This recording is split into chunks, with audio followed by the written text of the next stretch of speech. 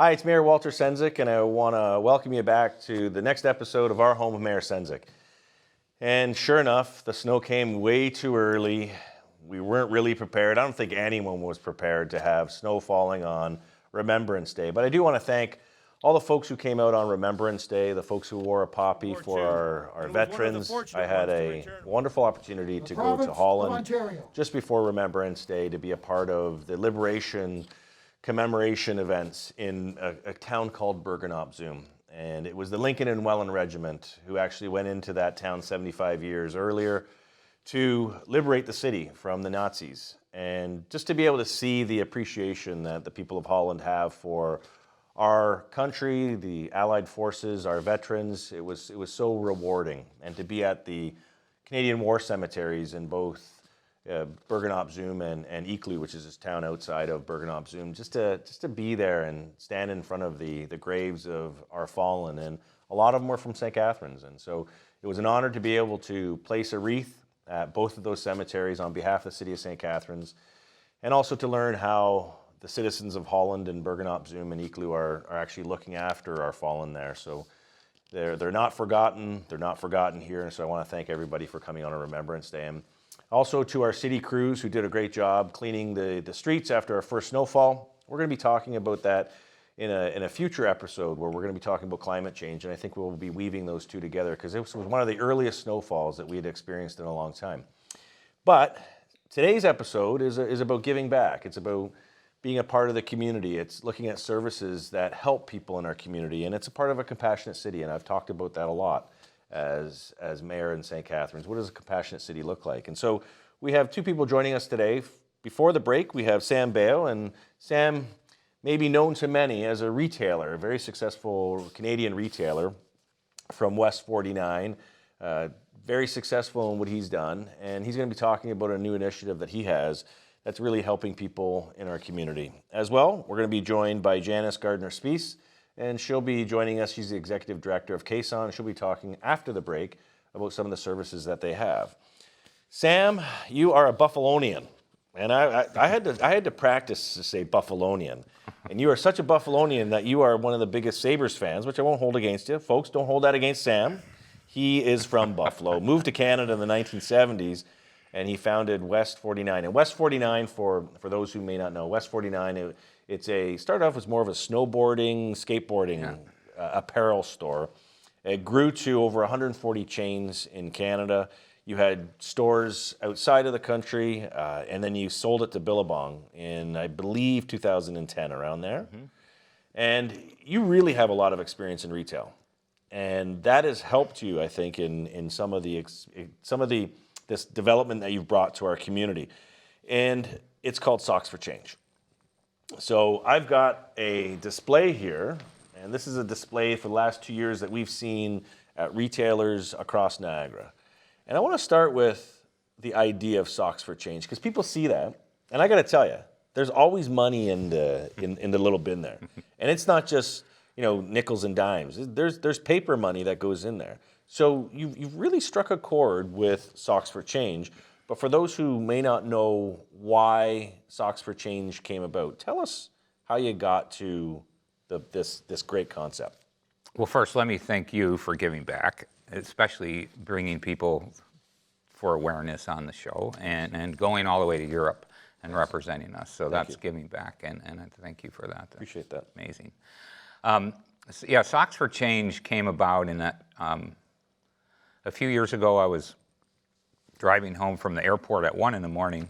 and heard an article on CBC, a rerun, that shelters needed socks and always need socks, and the first thing out of the shelters are socks in the wintertime. This was in February. Oh. And the fact that well-intended donors give cotton tube socks because they're cheap and cheerful and buy them in a 3-pack, and when you have holes in your shoes, cotton in the winter just doesn't cut it, It freezes, it doesn't provide any warmth. And my background with West 49 and building our own apparel, wool is the only thing that really helps keep you warm. And wool content has the properties of wool will allow you to, it'll give you some warmth, even if it's soaking wet. A wool sweater will help you stay warm, as long as it doesn't just out and out freeze. Right. So that haunted me, and they were talking about how people on the street were getting diseases through their feet and getting colds and flus and all kinds of things from mold and mildews in their feet, and that haunted me all summer.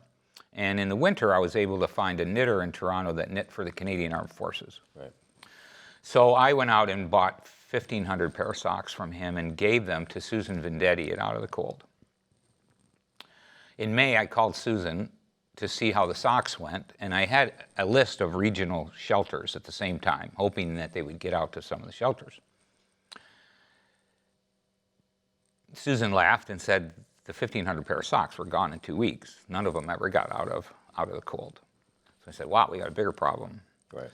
So then I bought the next year, and this was all personal, the next year I bought 5,000 pair of socks and gave Susan 1,500, and then took that list of 24 shelters and took detox shelters, maternity shelters, homeless shelters, all kinds of things, and brought the rest of the socks there, and that's when I realized we got a problem. Right. Then I started looking at regional statistics and realized that, I mean, homeless is an enormous issue, but it only represents 1% of the poverty issue in all of Niagara. You know, 76,000 people is a regional number that are in poverty, and that is $33,000 roughly for a family of 4. Right. But what blows my mind is a living wage for a family of 4 is about $75,000.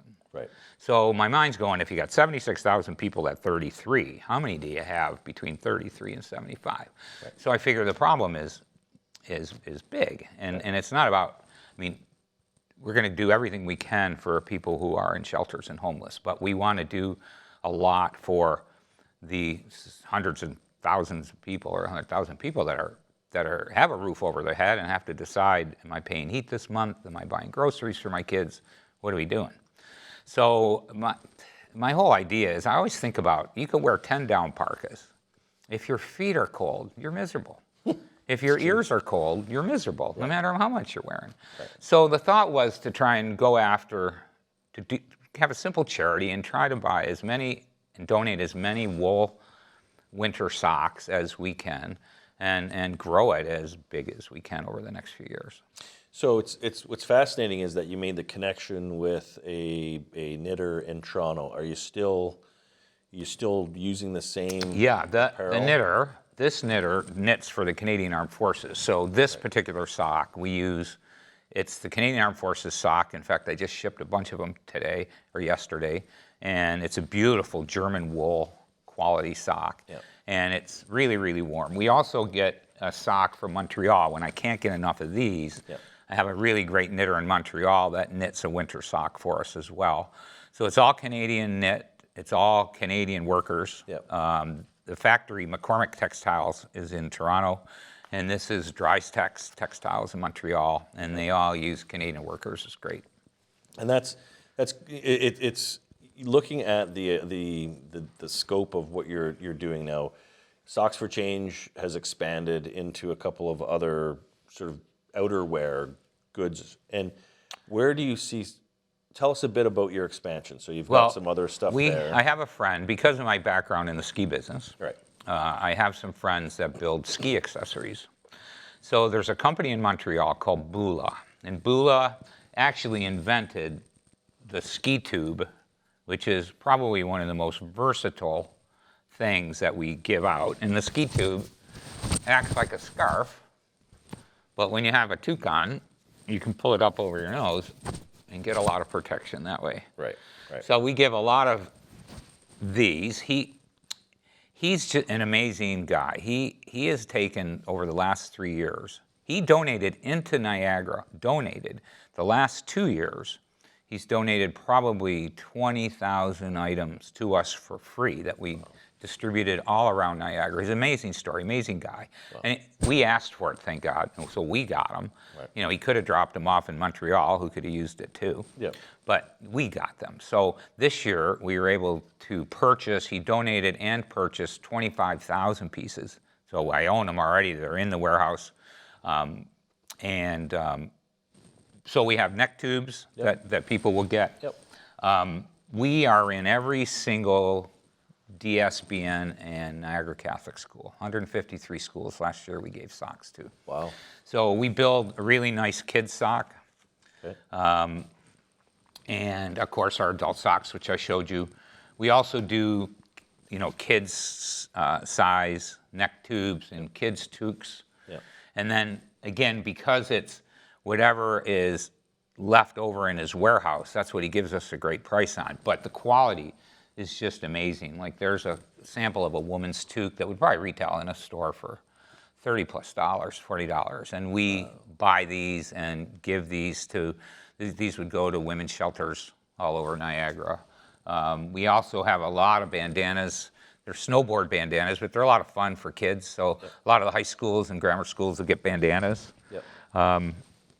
And there's even neoprene face masks that he donates. Yep. And these are great in the wintertime Yeah, for it's all about protecting kids. all about keeping you as warm as possible. And so in terms of, have you been surprised by the uptake? Have you been surprised by when you walk into a retailer, whether it's a variety store or coffee shop, and you walk in and they don't know who you are, and you see a bin full? Yeah. Does it surprise you? Oh, just totally humbled by it. I mean, the people in Niagara are as generous as any people I've ever seen. And when you look at the numbers and the household incomes, I mean, it doesn't make sense that they're really generous because they need all the help we can give too. Right. A lot of the families. So it's a significant charity in that these two knitters are selling us these wool socks for somewhere between $2 and $2.50. So 8 quarters makes a difference. Right. You get 8 quarters in a box. We're buying a pair of wool socks for somebody. Right. The good news is too now that we're a registered charity, so people can go online and make donations and get an instant tax receipts. Which So if I were to go online, is it socksforchange.com, .ca, and it has all the information about your organization. Yeah. And you can also donate right online. Yeah, I mean, I think the tax receipts for $20 is a minimum, but that's 10 pair of socks. It's significant. Right. $50 is 25 pair of socks goes into Niagara. Only Niagara. Every penny spent is only gone into Niagara. There isn't a penny that's gone outside of the region of Niagara. Wow. And so long-term vision for Socks for Change, because I sense that you're a bit surprised by how quickly it's grown. You identified the need, but a bit surprised about the community contribution. Well, what does the future look like for Socks for Change? Well, last year we gave out 22,000 pair of socks, and this year we're stating a goal of 35,000 pair of socks. It's about a 60% increase and 25,000 accessories. Where do I see it going? When you look at those numbers, I won't be happy till we give out somewhere 100,000 pair of socks just in Niagara. So that would be my long-term goal over the next 2 or 3 years with the support of the community, that we could do that. Unbelievable. Well, Sam, I want to say thank you for what you've done to bring a unique idea to our community with your background in retail and textile, and identifying that without warm feet, the rest of your being isn't going to be very comfortable. And you've identified that in the winter months, having warm feet, warm face, warm hands, those are key components. And so you're helping children, you're helping those who are struggling through addictions and mental health and homelessness, and you're making a difference. And so on behalf of the City of St. Catharines and our community, I want to say thank you for doing this. It's the bright lights like this that help make a compassionate city what it's intended to be, which is a city full of people who actually are taking the care plus the action and putting it together and creating something like Socks for Change. Well, thank you. So Can I mention one more thing? Go ahead. Do I have time? We have a warehouse in Beamsville that's loaned to us by a company called Pride Mobility Products. Yep. who build beautiful, incredible machinery like scooters and beds and lift chairs. And if they didn't give us that space, they give us an enormous space to put all these boxes in and deliver these socks. And that's another, the community effort's just amazing. And if we didn't have that, we couldn't even do that. So I'd want to thank Pride Mobility. That's awesome. Thank Community coming together to help change. Everything. Thank you. So when we come back from the break, we'll have the executive director from CASON, who's going to be talking about the services that they provide in our community to help those who are struggling through addictions and mental health. So stay tuned. Hi, and welcome back to Our Home with Mayor Sendzik. And that was a great conversation that we had with Sam Baio about Socks for Change. And really, when you talk about, again, Compassionate City and what does a Compassionate City look like, it's also the services that we offer here in our city to help those who are struggling through the challenges of life. And joining me now, we have Janice Gardner-Spiece, and she's the executive director of the CASON. And CASON stands for Community Addiction Services of Niagara. And while they're located in downtown St. Catharines, they have programs that go across the region. And there's a diversity of programs that they offer. And this is an opportunity to learn more about the services, whether it's around addictions or mental health, and really, how do we make sure that we're offering the services where the people need the service, as well as reducing the stigma around mental health and addictions? And I think that's an important conversation that we need to continue to have. And Janice and I, we were talking just before the show was starting about needing to continue to break down that stigma. Because I think we've come a long way in 10, 15 years around destigmatizing some of these discussions and having more open discussions with colleagues, with friends and family about addictions is really helping people get the services that they need. And you've got a lot of experience in this space, I'll say. You've been 25 years, you've been working in this space, and you've had an opportunity to work in different other areas of say, Southern Ontario. And you recently got the job of executive director at CASON. So what attracted you to this position? What was it that you wanted to do with it? I think I was really lucky in that I worked for a lot of great organizations, and one of the places I worked was Niagara Region Public Health. Through some restructuring, I found myself unemployed for the first time in my career ever, and it gave me a time to step back and really think about what is it I want to do. And what I wanted to do is I wanted to help people, I wanted to make a difference, and I wanted to have a job of, obviously I could pay some of my bills. I probably should have thrown out to the university. I also wanted a job in Niagara. I landed up in Halton instead as the executive director for Distress Center Halton, which works with people who call in who have mental health or who are in crisis. And of course, after doing the commute for a while, I thought I really need to be more local. Niagara is home. And I was very fortunate this job came up, and it was right up my alley, and here I am. So what is it that you think CASON provides to our community? From your vantage point, what makes it a special organization? Well, CASON is a great organization. It's the largest addiction agency in Niagara, and we offer a comprehensive range of programs and services across the spectrum, from harm reduction right up to abstinence-based. So we're really here to help people where they're at, and sometimes that means that they just need some help with coping with some triggers, and sometimes it means staying in recovery. So I think our counselors are tireless about working with clients in the community, people of all walks of life. I think that's the important thing to understand. Sometimes when you think of addiction, you think of, our homeless population. And that's not it. That's a small segment of who we serve. But really, it affects everyone. It's one of those disorders that really affects everybody. So I want to touch on that point, because I think there's a bit of a mischaracterization of addictions. And it's important for people to know who are watching that, yes, addictions isn't the homeless person that you see on the street. It's not just that individual. It's also people who are professionals working in, lawyers, doctors, whomever, and it's mums and dads, it's aunts and uncles. So paint a bit of a picture. What's the root cause of an addiction? Well, that's a good question. And I think a lot of what we're finding with adults who have addiction issues, 80% had trauma in their childhood. Right. So as we talk about, it's not necessarily a war on drugs, it's a war on trauma. So how do you help people who have had trauma to deal with that trauma? That's that root cause, which has led to some of this other addictive behavior. And so really that's what our counselors are trying to do. I talk about mental health and addictions going hand in hand. We used to treat them in isolation. You treat the addiction or you treat the mental health. But I like to use the analogy of a plane. You want to fly in a plane with one wing or two. If you're only treating the addiction, then you're only flying in a plane with one wing. Right. You need to be understanding of what has driven that, what that person's story is and what's driven them to where they are now, and to help them with that. So if someone knows someone who's substance abuse, addictions, you could see that their life is in a challenging space, how would they find their way, or how can they find their way to the programs that you offer?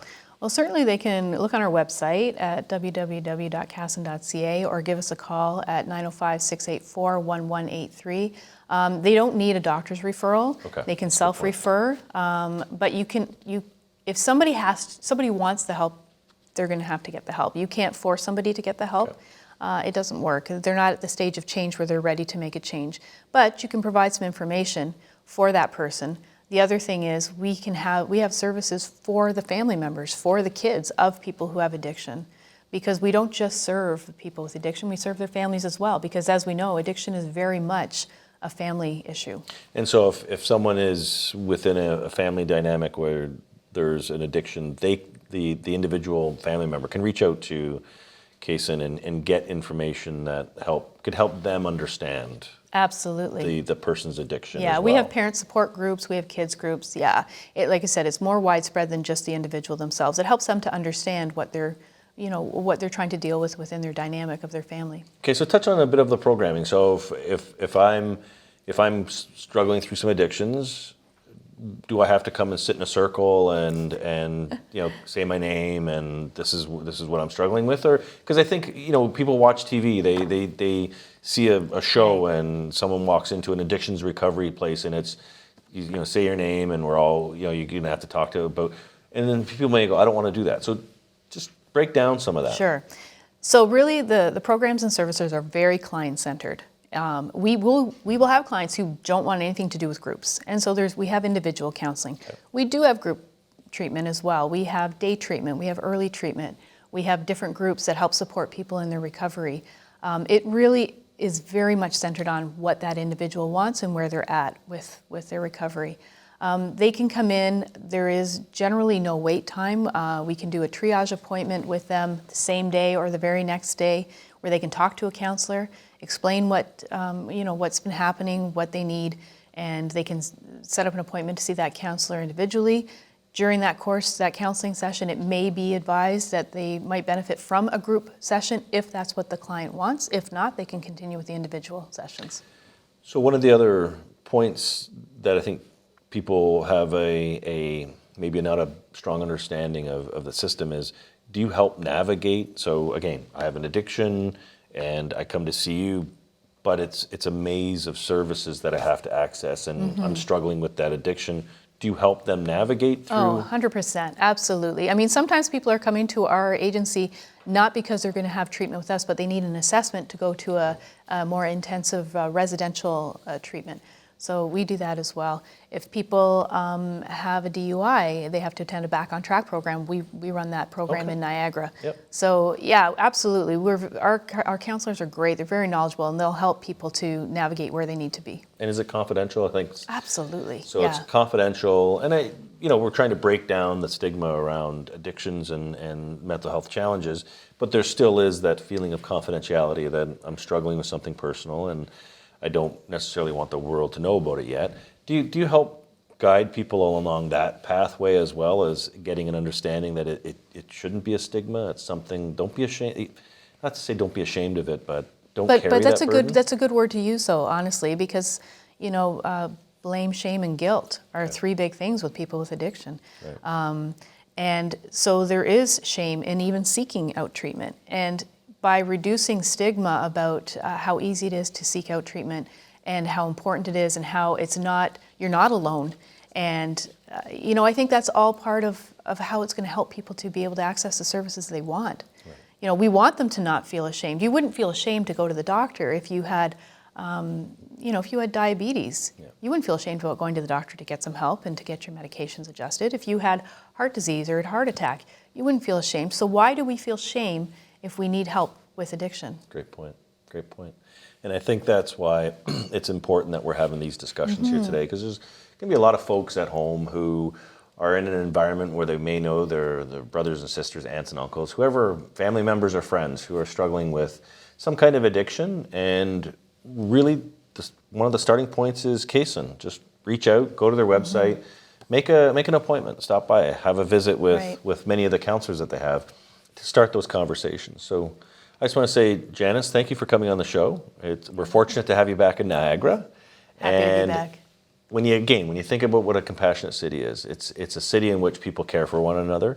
The services you're providing are really caring for people in a very vulnerable state. And what we want is more people to be aware of the services for those in our community, whether it's addictions, mental health, trauma, whatever it may be. We have a lot of strong services here, but until we are able to have those honest discussions, it's still going to be wrapped around a cloak of stigma. So we're trying to erase that stigma. We want more people to have honest discussions about what's going on in their life, and the services that are being provided in our community are some of the best in the world. So please take the opportunity to have your discussions with your family about what's going on in their life, positive and some of the challenges. And we're going to work hard over the next couple of months to continue to shine a light on a lot of the issues facing our community. It is November, it's cold out there. Look after your neighbors, shovel their sidewalks if they're not able to. Make sure we're trying to care for one another. And as we head into the holiday season, it's all about good cheer, but it's also making sure that we don't leave anybody behind. So until the next episode of Our Home with Mayor Sendzik, take care.